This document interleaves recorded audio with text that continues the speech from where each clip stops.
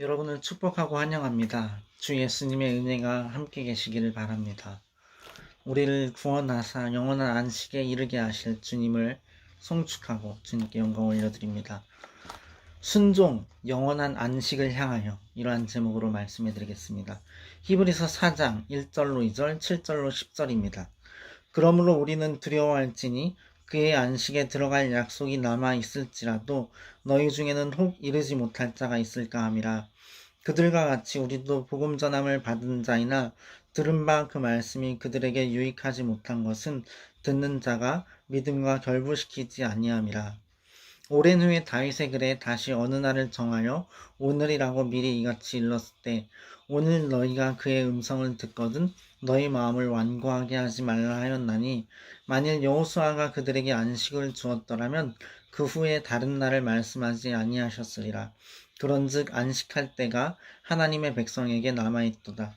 이미 그의 안식에 들어간 자는 하나님이 자기의 일을 쉬심과 같이 그도 자기의 일을 쉬느니라. 아멘. 여러분, 예수 그리스도를 영접하셨습니까? 예수님을 믿으십니까? 그분의 생명이 여러분 안에서 역사하고 계십니까? 하나님 나라 의를 위하여서 헌신하고 계십니까? 하나님의 백성으로서의 빛을 발하고 계십니까? 영원한 천국 소망 가운데 거룩함을 유지하고 계십니까?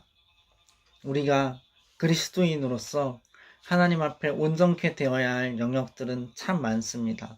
하나님의 이 말씀은 너무나 많은 것들을 우리에게 계시하시고 그리고 우리에게 요구하십니다. 그런데 그 모든 것들이 단 한 가지로 이루어질 수 있습니다. 바로 힘으로도 되지 아니하고 능으로도 되지 아니하고 오직 성령의 충만함으로 되어지는 것입니다. 하나님의 영, 그리스도의 영, 예수의 영, 성령께서 우리 안에 충만하게 임하시면 그 성령의 능력으로 말미암아 우리가 율법의 모든 요구와 그 정신까지 온전히 지킬 수 있게 되는 것입니다. 저의 개인적인 생각을 좀 말씀드리고자 해요. 저는 정신적 질환을 갖고 있습니다. 그래서 그런 질환의 좀 증상이 있을 때는 나를 위하는 사람들, 특히 목사님들에 관해서 부정적인 생각이나 피해의식 같은 것이 있습니다. 근데 정말로 잘못된 목사님의 경우가 있을 수도 있고 나를 해하려 했을 수도 있지만, 대부분의 경우는 사실 나를 잘되게 하고 내 영혼을 잘되게 하는 하나님의 사역자들이심을 저는 압니다. 그래서 저는 정말 올바른 생각들, 피해의식에서 부정적 생각에서 벗어나서 올바른 생각들을 계속 잘 붙들어야 하겠다.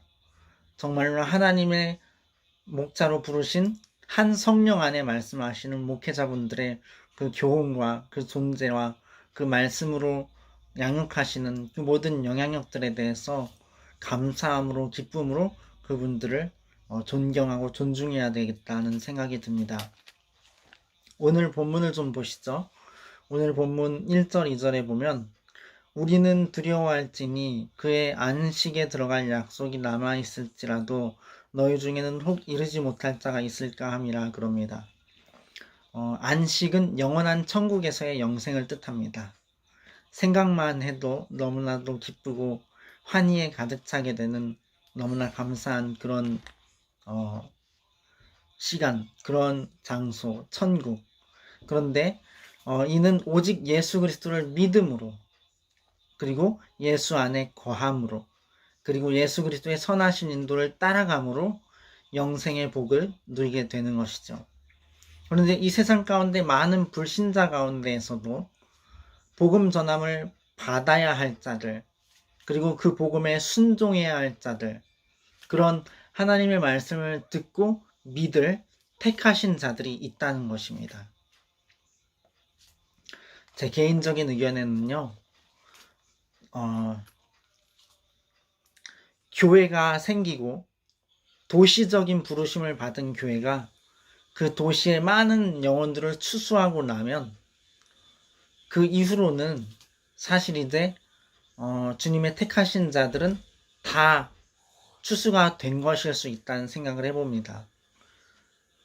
도시적인 부르심을 받은 교회가 그 도시 전체 가운데 그리스도의 복음을 다 감당하고 불신자들을 성도 되게 만들었다면 그 이후로 어떤 임계점이 있다고 봐요. 더 이상 주님께 돌아올 영혼들이 남아있지 않은 그런 부분들이 있을 수 있다고 봅니다.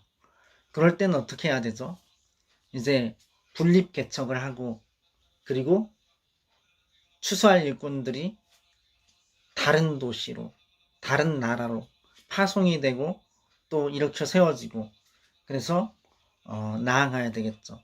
그리고 또 한 가지는 도시적 부르심을 입은 교회가 열심으로 열정적으로 자신의 신자들이 더욱더 하나님 나라와 의에 헌신케 되도록 양육해야 되겠죠. 하나님의 말씀의 권위 앞에 온전하게 세워질 수 있도록 그리스도의 반석에 굳건히 더욱 세워질 수 있도록 경건 생활에 힘쓰고 예수님의 다시 오심 앞에 준비되도록 그리고 은사도 참으로 존중하고 성령의 역사들을 가로막지 아니하고 예배 가운데 성령께서 일하실 수 있도록 그런 모든 성령의 역사에 대한 긍정적이고 온전한 그런 열린 마음들이 있어야 되겠죠.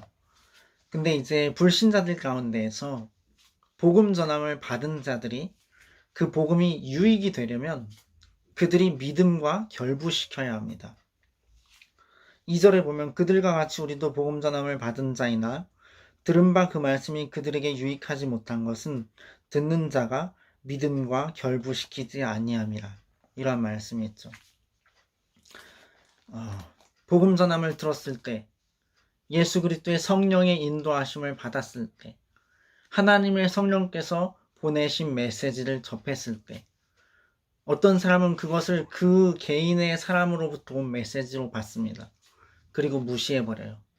그러나 어떤 사람은 하나님의 말씀으로 받습니다. 그리고 그 말씀이 잘 자라서 결실해요. 그 영혼을 살리는 말씀이 됩니다. 풍성한 하나님의 충만함 가운데 거하게 하는 말씀이 되는 거예요.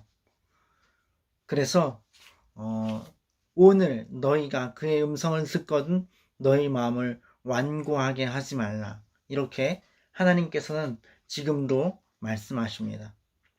이 7절의 말씀이죠. 오랜 후에 다윗의 글에 다시 어느 날을 정하여 오늘이라고 미리 이같이 일렀을 때 오늘 너희가 그의 음성을 듣거든 너희 마음을 완고하게 하지 말라 하였나니.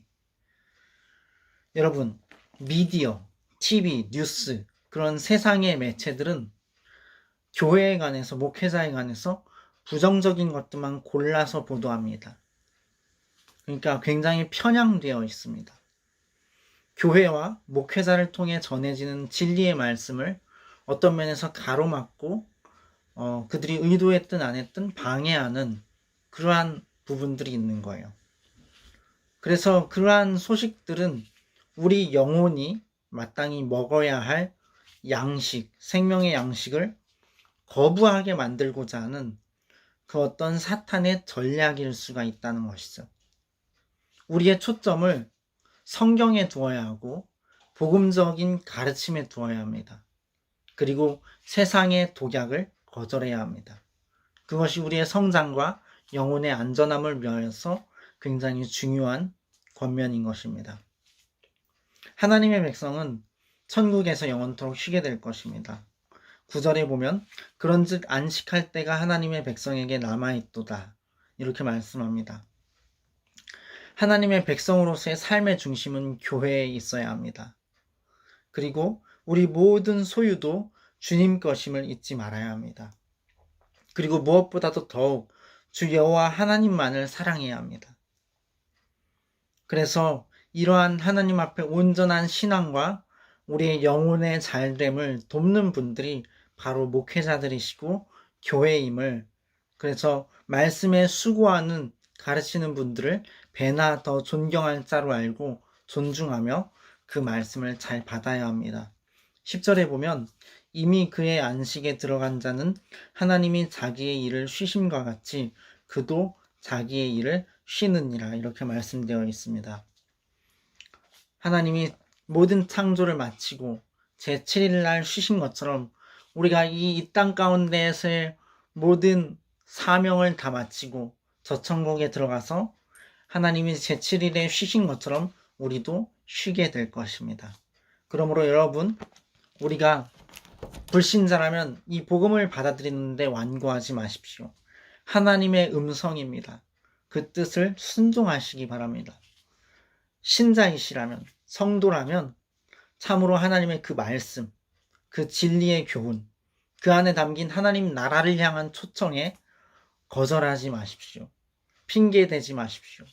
하나님께 순종하고 하나님 나라에 헌신하시기 바랍니다. 그와 같은 모든 그리스도 예수님의 선하신 인도에 따라감을 통하여서 영원한 안식을 얻게 하실 우리 주 예수님, 그 놀라우신 구원의 유일한 이름에 합당한 찬양과 경배와 감사를 올려드립니다.